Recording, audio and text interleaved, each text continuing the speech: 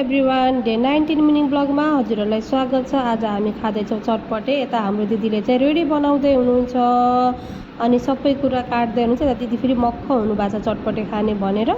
अनि हामी दुईजना पनि लाग्यौँ यता चटपटे बनाउनलाई। अब हेल्प त गर्नै पर्यो। अनि त्यसपछि यता दिदीले फेरि काम बिगारिहाल्नु भयो नि। अनि त्यसपछि उठाएर मजाले अब फेरि मल्न फेरि मलाई दिनुभयो। अनि मैले चाहिँ चटपटे यतातिर मल्दैछु।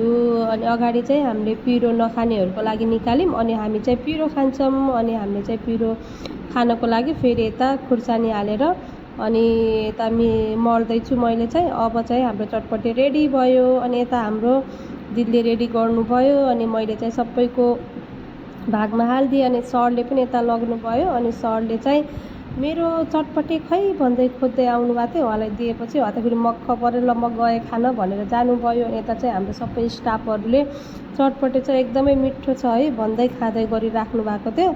अनि यता फेरि अब हामीले पनि खानु पर्यो चटपटे। खाँदैछौँ मजाले। अनि यता फेरि म पनि खाँदैछु। यता फेरि सबैभन्दा धेरै चटपटे खाने मान्छे है। अनि यता फेरि छिट्टो खाने अनि फेरि बिस्तारै खाने। अनि मैले पनि खाएँ। अनि हामी आयौँ घर आउँदा त बाटो त यस्तो भएको थियो।